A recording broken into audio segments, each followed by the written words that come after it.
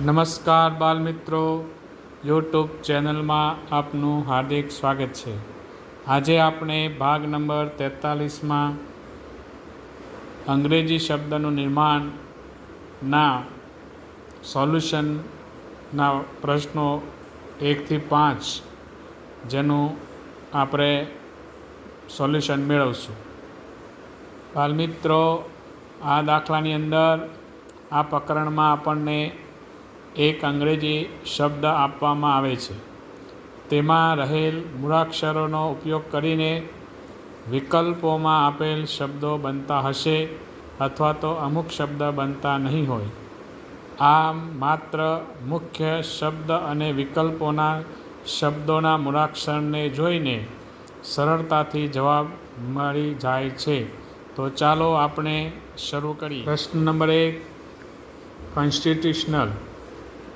આ શબ્દમાં જે મૂળાક્ષરો આપેલા છે તે મૂળાક્ષરોમાંથી આ A, B, C અને D પૈકી આમાંથી કયા શબ્દનું નિર્માણ થાય છે અને કયા શબ્દનું નિર્માણ થતું નથી તે આપણે જોવાનું છે. તો આપેલ પ્રશ્નમાં આપણે શબ્દનું નિર્માણ ન થતું હોય તેવો શબ્દ આપણે શોધવાનો છે. તો અહીં આપણે પહેલો છે લોકેશન. તો લોકેશન શબ્દ જે છે તે કોન્સ્ટિટ્યુશનલ શબ્દમાં આ શબ્દ આવે છે, એમાંથી આ શબ્દ બને છે, એટલે તે નહીં આવે. ત્યાર પછી ટ્યુશન શબ્દ જે છે, જેમ કે ટી તો ટી છે, યુ છે, આઈ છે, ટી છે, 2 વખત ટી છે, આઈ છે, ઓ અને એન, તો આ પણ શબ્દ બને છે. તેવી જ રીતે હવે સી જોઈએ તો સીની અંદર ટેલેન્ટ. તો ટેલેન્ટ શબ્દમાં ઈ જે મૂળાક્ષર જે છે તે આ કોન્સ્ટિટ્યુશનલમાં આવતો નથી, એટલે આ જે શબ્દ જે છે તેનું નિર્માણ થતું નથી. આ શબ્દમાંથી આ ટેલેન્ટ શબ્દનું જે કહેવાય કે શબ્દનું નિર્માણ થતું નથી, એટલે જવાબ આપણો આવશે સી. બાકી કન્સલ્ટમાં પણ આપણે જોઈએ તો આમાં આપેલ શબ્દ પ્રમાણમાંથી કન્સલ્ટ શબ્દ બને છે, એટલે જે અહીંયા આપણો પ્રશ્ન એવો છે કે શબ્દનું નિર્માણ થતું નથી તે જણાવો, એટલે આપણે એમાં આવશે સી જવાબ આપણો. ત્યારબાદ પ્રશ્ન નંબર 2, ડિપાર્ટમેન્ટ. આ ડિપાર્ટમેન્ટ શબ્દમાં DEPARTMENT મૂળાક્ષરો છે. તે શબ્દમાંથી આપેલ શબ્દમાં કયા શબ્દ બને છે અને કયામાં નથી બનતા તે આપણે જોઈએ. તો એન્ટર જે છે તો ENTER, જે આ શબ્દમાં ઈ પણ છે, એન પણ છે, TER 2 વખત ઈ પણ આવી જાય છે અને આર પણ આવે છે, એટલે આ ન આવે જવાબ.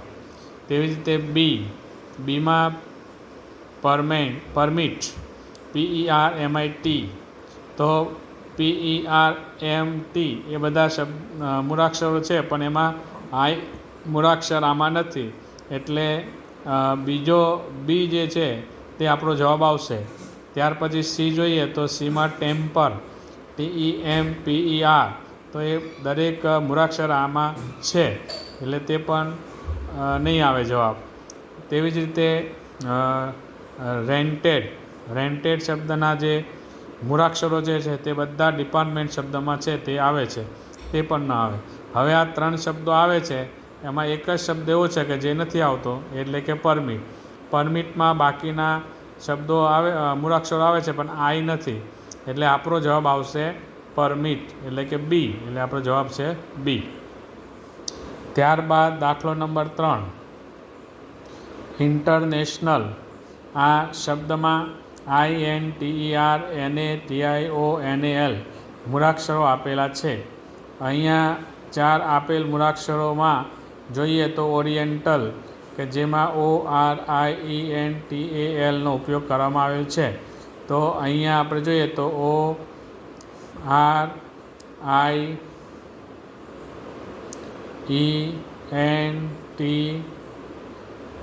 ORIENTAL એટલે આવે છે.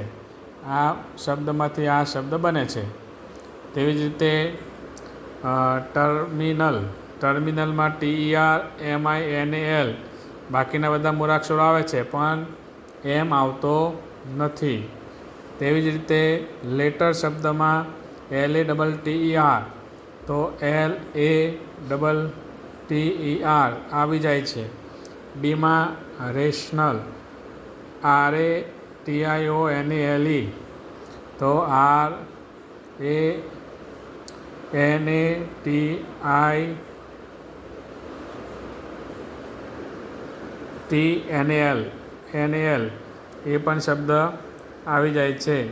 તો હવે આ ત્રણમાં નથી આવતો એવો મૂળાક્ષર કયો છે? તો એમ. તો એમ જે છે તે ટર્મિનલ શબ્દમાં એમ જે છે તે મૂળાક્ષર આમાં આવતો નથી. તેથી આપણો જવાબ આવશે બી, ટર્મિનલ. એટલે આપણો બી જવાબ લખીશું આપણે. ત્યારબાદ દાખલો નંબર 4, કોમ્યુનિકેશન શબ્દમાં COMMUNICATION આ પ્રમાણેના મૂળાક્ષરો છે.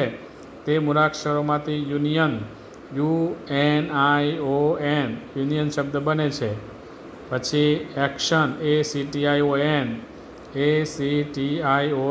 એક્શન શબ્દ બને છે.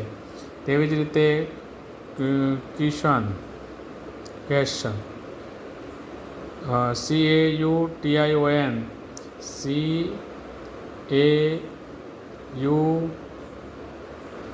CAUTION એ શબ્દ પણ બને છે. પછીનો મૂળાક્ષર શબ્દ છે મ્યુઝિક MUSIC. તો એમાં એમ છે, UI છે, પરંતુ S નથી, I અને C છે. એટલે આ શબ્દમાં S મૂળાક્ષર આ કોમ્યુનિકેશનમાં નથી. તેથી આપણો જવાબ આવશે સી, એટલે કે મ્યુઝિક શબ્દ જે છે તે મ્યુઝિક શબ્દમાં S મૂળાક્ષર આપેલ શબ્દમાં નથી. એટલે આપણો જવાબ આવશે સી. ત્યારબાદ સિગ્નેચરમાં SIGNATURE સિગ્નેચરમાં આ મૂળાક્ષરો આપેલા છે. તેમાં જોઈએ તો સેન્ટર CENTRE આમાં આપેલ શબ્દમાં સી સિવાયના બધા જ મૂળાક્ષરો છે. બી નેચર NATURE તો એમાં NATURE નેચર શબ્દ પણ બને છે. તેવી જ રીતે રિઝાઇન RASIGN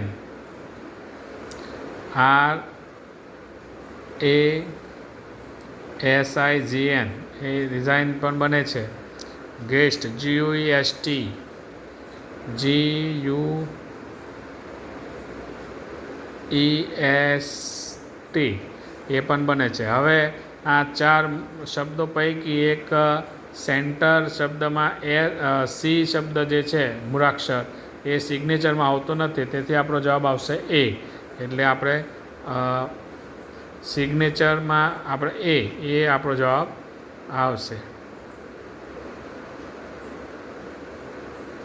બાલ મિત્રો, આજે આપણે ભાગ નંબર 43માં જે કહેવાય કે અંગ્રેજી શબ્દનું નિર્માણ, જે શબ્દમાં નિર્માણ થતું નથી તેવા શબ્દોના પ્રશ્નોના જવાબ આપણે મેળવ્યા.